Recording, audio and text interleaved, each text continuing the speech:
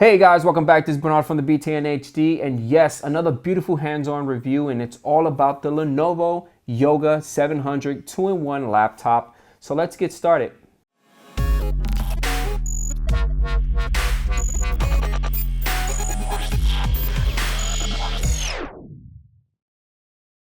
All right guys, so let's get down to the specifications on this laptop. Now it's running an i5 6th generation Intel Core processor. The operating system choice is Windows 10 Home. It does have a full HD display, a resolution of 1920 by 1800. It is running an Intel HD graphics processor, but you can actually get an NVIDIA GeForce GT 940M with 2 gigs processor. The storage size for this particular model is 128, but you could go up to 256 gigs of solid state drive. The memory capacity is only 8 gigs. And the camera, the front camera, is only running 720. All right, guys, so let's take a look at the ports and connections and features of the Lenovo Yoga 700 2-in-1 laptop. So if you have the laptop facing you, I'm going to turn it to my right-hand side, and let's take a look of all the ports. Now, we have right here a standard USB 3.0.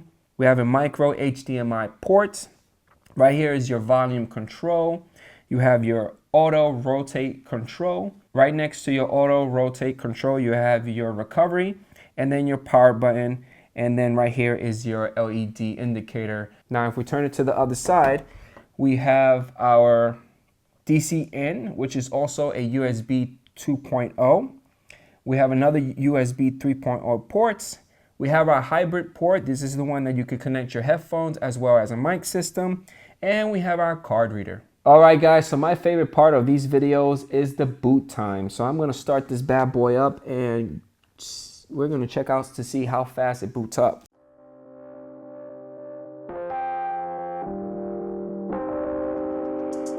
And that's it with the boot time, guys. It's pretty fast for it loading up, especially I have auto login to automatically log me in. But give or take, if you guys have that disabled and you're logging in, it would take you a couple more seconds. But overall, super fast. All right, guys, so let's get down to the benchmark. Now, I ran a 3D Mark benchmark on this, and it gave it extremely low marks. Now, for the Fire Strike, it's a high-performance gaming PC test. It gave it a 648, which is extremely slow. Also, Skydiver, which is a gaming laptop and mid-range PC, gave it on 3,170 for a score. I don't think that's great. And for a basic notebook and home PC, only gave it 5,000. And for the low-cost smartphone and tablet, it gave it a whopping 16,750 for a score. I also ran a Geekbench, and right here for the Geekbench on a single core, I gave it only 2714. On multi-core score, I gave it 5,776, which is not that bad. The compressing of the JPEGs and compressing of images works extremely well for this, which I'm going to show you guys a little bit of image processing a little later. And I also ran a cache and memory benchmark, and the read, write, and copy, as well as the latency. The scores went well. It was great. I think the lowest that we had was 1.4 nanoseconds, which was a read and write and copy total for the L1 cache. I mean, the memory for this is only 8 gigs, which is the capacity, and it works really well when you're actually using programs and switching over. All right, guys, during these tests, I love to do image processing benchmark. I have iTunes, which is the latest and greatest one, and I have about, I say, 2, 4, 6, 8, 10 MP3s, and I like to just right-click on them and convert them to AAC version. And then from there, it basically shows you how fast this machine processes multimedia.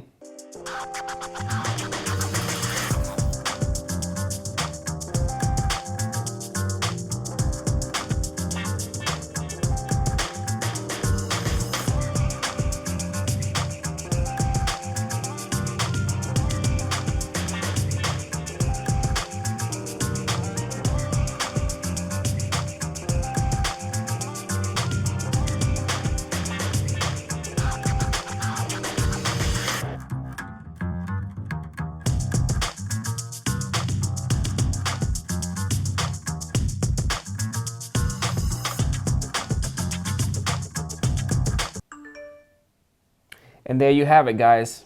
All right, guys, so let's continue with our multimedia processing benchmark. Now, I have a video file right here, which is an MP4. It's about 30.1 megabytes. It's about 10 minutes long, and it's not rendered or not cut. And I placed it inside Handbrake, and I'm going to convert it into an MKV file. So let's see how long that takes.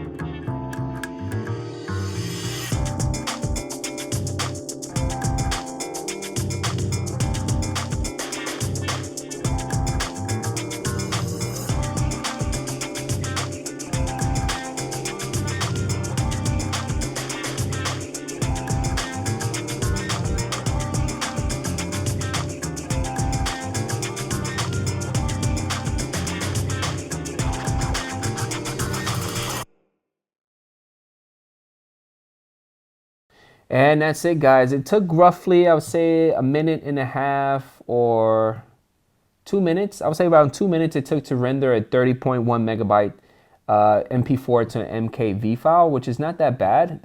Processing speed is running pretty good. It is an i5, but I think if you guys upgrade it to an i7 processor, it would like go really fast. All right, guys, so let's get down into the imaging processing benchmark on the Lenovo Yoga 700 2-in-1 laptop. So what I like to do is I have Photoshop CS6 installed, 64-bit version, and I have about 16 photos that I took with the Samsung Galaxy S5, and I have the image processor. I have the folder selected or where my 16 images are at.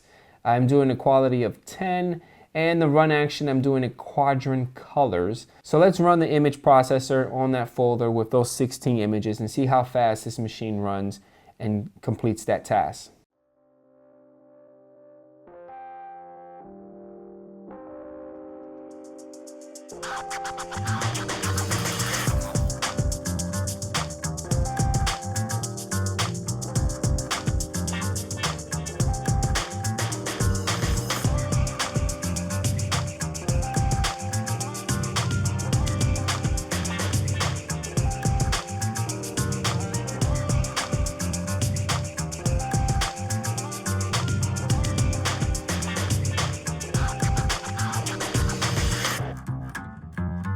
All right, guys, so that's the completion of all 16 files. As you can see, let me open up one of these guys up right here, because this is where it dropped it, and it did the quadrant colors, which is pretty cool.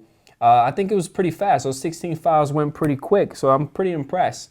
All right, guys, so let's take a look at the battery usage. Now, I use this laptop like a regular user, and the first time I started it up, it was around 9:13 in the morning, 11:17. It had 90%. Now, me installing stuff, making sure it was completely up to date.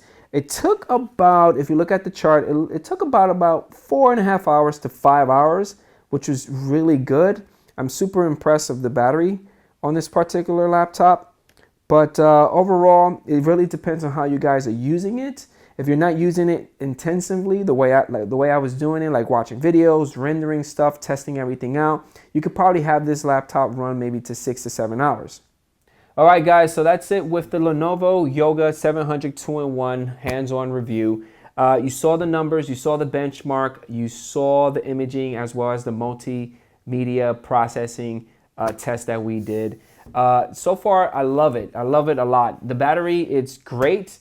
The only thing about it is, I don't know, the performance lacks a little bit. It's not a great laptop for gaming. It is a great laptop for imaging processing. If you're editing stuff with Photoshop or you're a photographer, this is great. If you're a person that's doing a lot of video rendering, I wouldn't recommend this particular laptop. I think later on I will test this laptop, this particular model, with gaming. I'm going to be streaming and encoding and decoding some gameplay, hopefully Black Ops, because I'm a huge Black Ops fan, using this laptop, and I want to see how the performance runs on that. So overall, guys, hopefully you guys enjoyed this hands-on. Don't forget about hitting that like button because it does support Lenovo Yoga 700 2-in-1 tablet. And I catch you guys on the next hands-on.